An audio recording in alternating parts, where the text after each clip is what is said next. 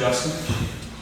In your opinion, how much progress has the offense made over the last 18 practices? I think we made a lot of progress from the beginning of fall camp, but if you really look back how far we've come from spring ball and throughout the summer, I think we've come a long way. The guys are buying in. The guys believe. The belief in our building, especially on our side of the ball, is real right now, and you give a lot of credit to Coach Daggy and the coaching staff for that. So we're not where we want to be, we're not where we need to be, but really excited about how far we've come. And getting to be in the same offense with these receivers, seems like every other day was a new guy. How does that benefit the offense for you guys? Yeah, we've been talking about our receiver room kind of all offseason long, and we talk about the depth, we talk about the skill set of all of our guys, and I think it rang true throughout this entire fall camp. Like you said, different guys have shown up at different points of camp, and it's just so exciting because we have that depth, we have that kind of explosiveness all around our wide receiver room, and excited to see them be able to go against a different team this upcoming 2 weeks. Michael and Troy. One of the guys that Coach Daggy said has made the most progress in spring is Trey Spivey.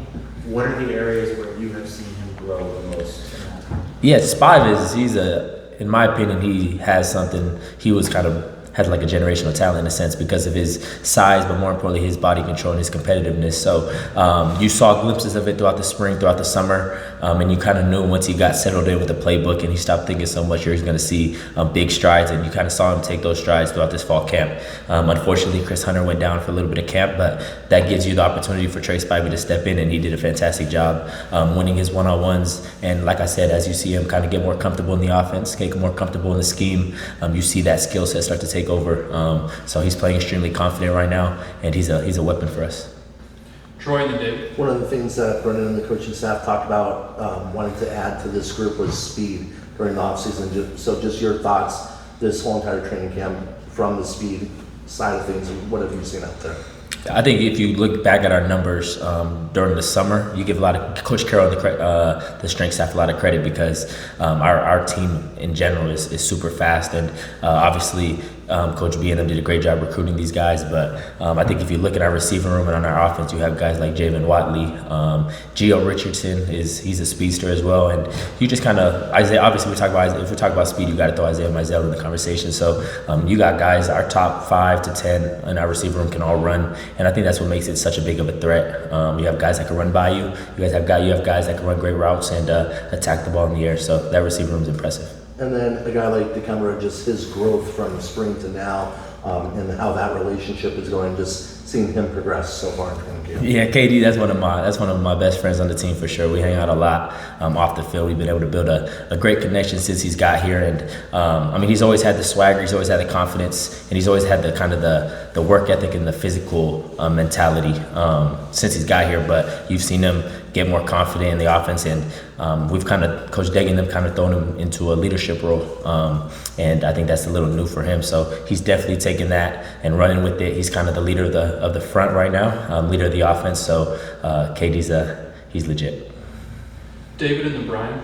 Obviously, this is a new offense. How would you categorize how comfortable you and this offense are with what Seth is asking you to do? Do you feel like you have total grasp of it? Is there still things you guys are trying to work through to figure out? Yeah, I think there's always stuff we can improve on. There's always things that we got to get better at. We're not where we need to be, and we're not content. But at the end of the day, there's a comfortability and a kind of a belief in this offense and in what Coach Daggy believes in, what he says, and in this system. So we feel real comfortable.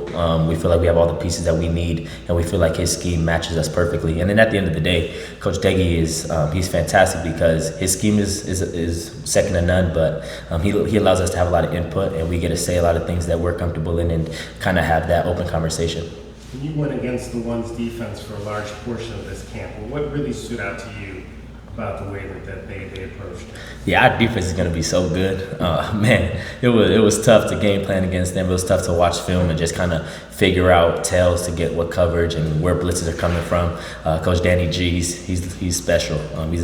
He's a great mind, and it was cool to see him and Coach Daggy kind of playing that chess game all fall camp. But if you look at the scheme and the success Coach G's had everywhere he's been, New Mexico, San Diego State, even at the team up north, he's been great everywhere he's went, and he has pieces on that side inside that's going to make things hard for every offense we play. I think Genesis Smith is going to be the best player on every field he steps on. I think Dalton Johnson, Traden Stukes, Marquise Groves, Killebrew, all of these guys. Michael Dansby made huge steps, and then you look at the front, all of the stunts, all of the things they do up front that makes it hard for IDs, it makes it hard for the offensive line.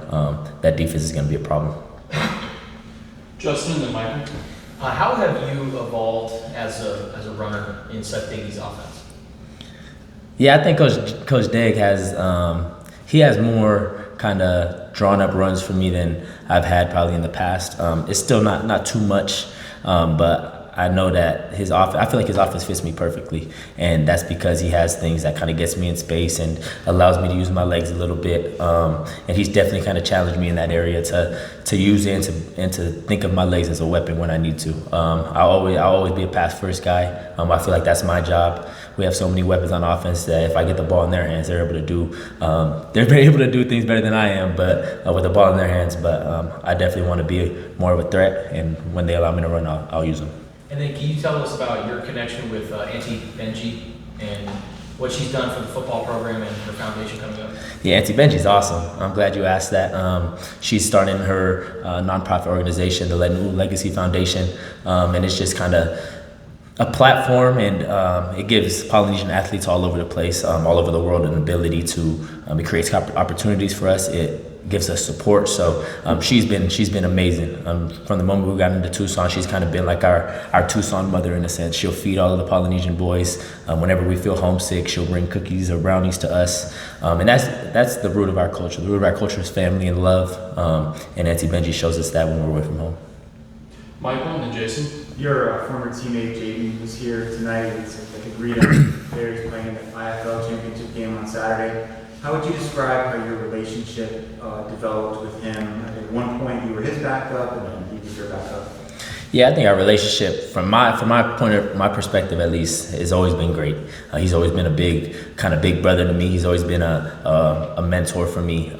When I was his backup, and when I was playing, he was right there behind me, helping me every step of the way. So that's my boy, man. That's my brother. I love that guy, and he helped me in so many ways the 2023 season, and we've continued that kind of relationship. Obviously, we don't talk as much as we used to, with us both having to do our own things, but I'm so happy for him to see him doing his thing in the IFL. Kind of been following it, been waiting for him. Kind of had it checked on my calendar, the 23rd, him coming back for the championship, and now we have the mock game, so I won't be able to show up. But it was nice to see him tonight, and I'm excited for him. Jason and then Justin. Obviously, the offense is significantly different than last year. For people who don't know about it or haven't seen it, what do you think will surprise them about this year's offense? I think they'll be surprised at how fast we play. We play at an extremely high tempo, and Coach Deggy's always pushing the envelope on tempo, and I think they'll see explosiveness. We have guys all over the field that can take the top off at any second, so it's going to be really exciting. And then I think they'll see a mentality. One of Coach Deggy's core values, his standards for our offense, is to choose violence. And Coach G kind of said it this week that that's not normal for an offensive coordinator to value. So that's definitely something that we're looking forward to bringing into action. The last question with Justin. How was it going out and seeing the Zona Zoo out there? It was great. It was great to see the Zona Zoo. It was great to see the students. It's definitely nice.